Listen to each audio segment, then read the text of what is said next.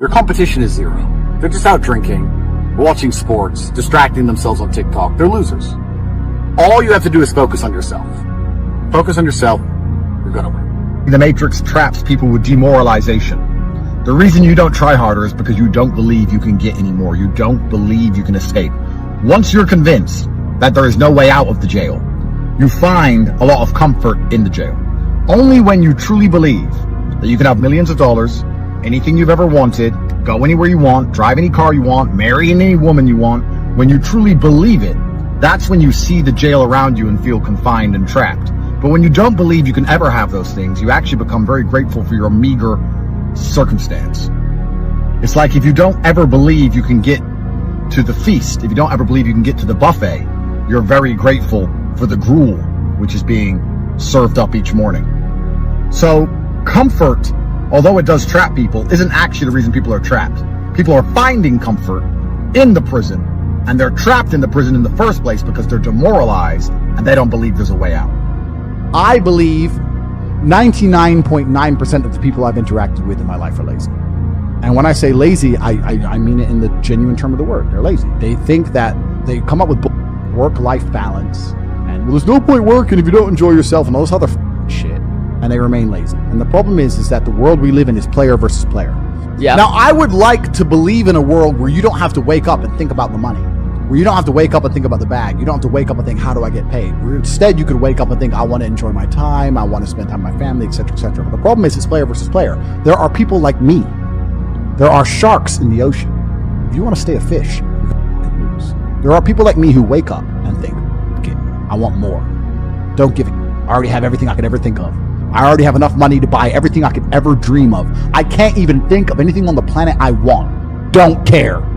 I want more so I can take it from others. There are people like me that exist, and you have to compete against people like me. It's player versus player. One of my favorite things to do is ask a loser why they lost. And they never say it's them.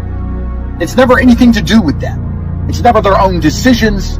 It's never the position they put themselves in. It was some outside force. It just happened. But even if it rains, it's still your fault that you went outside. Even if it rains, it's still your fault you didn't check the weather forecast. Even if it rains, it's still your fault you didn't bring an umbrella.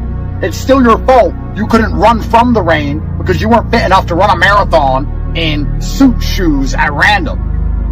It's all your fault. You have a part to play in every single situation and every single scenario. But every time I ask a loser why they lost, it never seems to be their fault. My entire life is work. And when I say that, people think that's depressing. No, it's not. It's not depressing. I love it. Every single thing I do is work. When I go to the gym, it's so I'm in fantastic shape, so I can call everyone a brokey, and they don't want to come up to me on the street because they know I'll f them up. Work. When I come here and do a podcast and have a nice conversation with you gentlemen, work. I'm making money in between, work. Life is work. Existence is work. If I'm awake, I'm working. Every single thing I do is conscious. It's all done on purpose. Most people are trying to do the smart work before they do the hard work.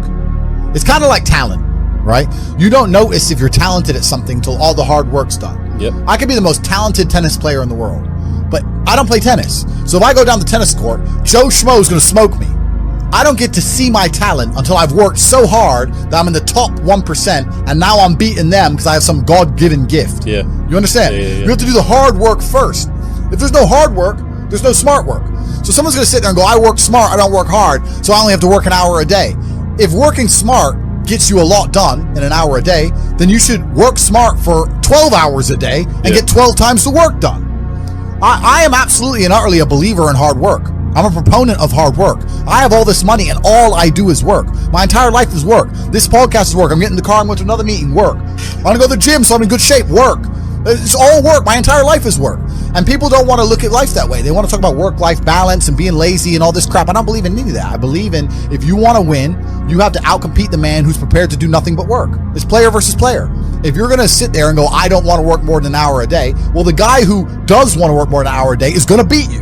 And no matter how smart you are, there's always a smart dude who's doing the same smart work you are for more hours than you're doing it. That's just the nature of the game. I don't think most of you realize that you do not have time. Everything is time. Time can be converted into anything. We all know time can be converted into money. People say often, time is money. This is true. Money is also time. You spend money to save time. Time is the enemy of the rich man, so he takes a private jet to save time. Money is the enemy of a poor man, so he waits to the bus to save money.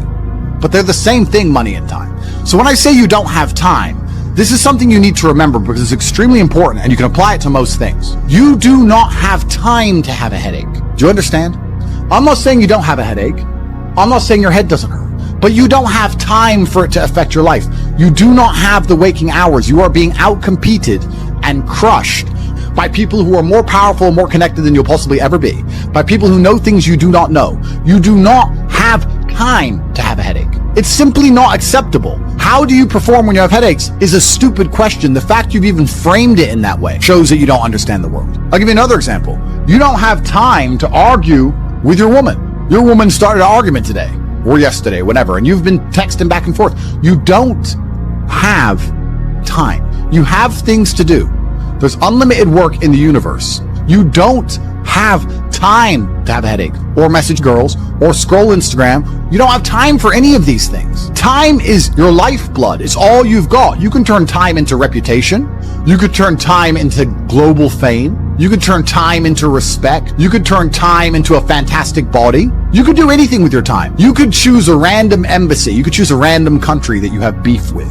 Chile. And you could go stand outside the Chilean embassy with a sign saying, "Down with Chile." For no reason. But if you stood there every single day, after about 2 years, people would be like, who is this guy and why does he hate Chile so much? You can turn your time into anything you want. So how are you going to waste it sitting around saying, I have a headache?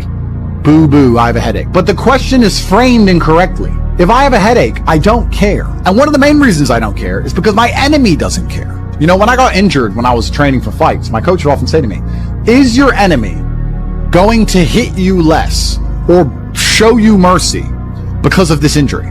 If you say, okay, we're about to fight, but halfway through the training camp, I hurt my foot, so, take it easy. No, he's going to try and destroy me anyway. So if he doesn't care, why do I care? And why does my coach care? Nobody cares. The people who are trying to steal your woman, and trust me, everyone is. The people who are trying to take the money that you want to earn and put it in their pocket before you can.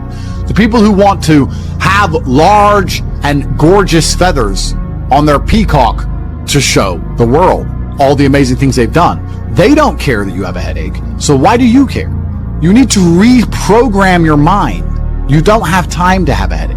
You don't have time to be doing the majority of things you do. And there's always been and always will be, and we could talk about that again. We were talking earlier about competence, right? Do you think a woman sees you as competent if you complain about having a headache? Let's say you have a headache. It's fine. You have a headache. I'm not disputing that. Maybe it really hurts. That's terrible. If you go, oh, I've got such a bad headache. Do you think a woman looks at you and goes, yes. Oh, I found the guy for me. She may not say anything. She may say, oh, do you want a pill? But really, deep down, this guy's a dickhead. I mean, if you got hit in the head with a hammer or shot in the face, fine. But why do you have a headache? From what? Scrolling TikTok. A lot of you deserve the failure you endure. The universe is very giving. I often believe, people say the world's not fair. I'd argue that karmic retributions, and in the long run, all in all, is pretty fair. Karmic retributions are real. In the end, God gives you exactly what you deserve. So if you're not happy with your life, you have to ask yourself, do you really deserve more? Have you really tried 100% of the time? Did you ignore that headache? Are you as competent as you could possibly be?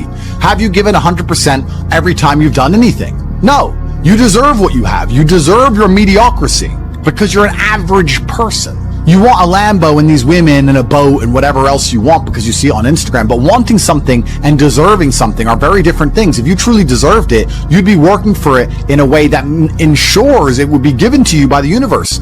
Every single thing I've ever wanted, I have got. Maybe not instantly, maybe not easily. In fact, certainly not both. It was always difficult and it always took time. But I really wanted them, so I always got them. And I put in enough work to show God and show the universe I deserved them, so he gave them to me.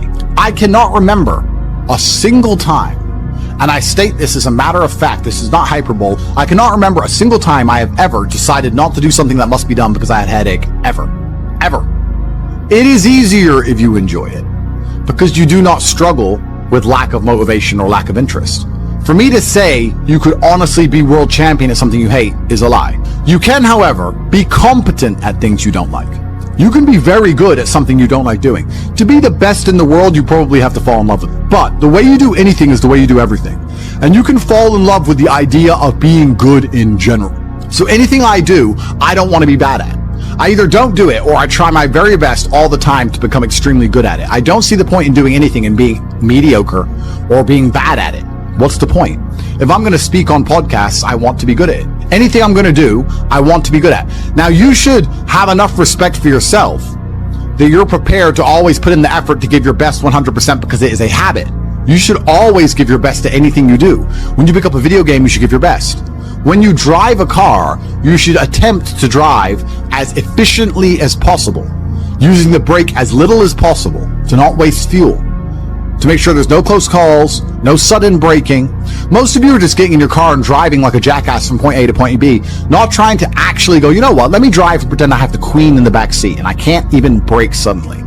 And I only have a fraction of fuel. How far can I go if I very smoothly, very calmly anticipate the traffic in advance, move my car in and out of the cars so I barely have to brake, keep moving slowly and smoothly? Let me try and get good at this. The way you do anything is the way you do everything. And it is a habit to be good at things. There's nothing wrong with just being good at things. To be the best in the world, you have to love it. That's true. But you're not going to love the majority of things you do. That's not realistic. The world's not going to afford you a life where everything you do you're in love with. In fact, you're going to end up doing a whole bunch of things you don't want to do. And the life hack is, if you enjoy getting better at things, then you can be doing something you don't want to do better than you previously done it, and now you enjoy doing it because you were more competent and more capable at said task.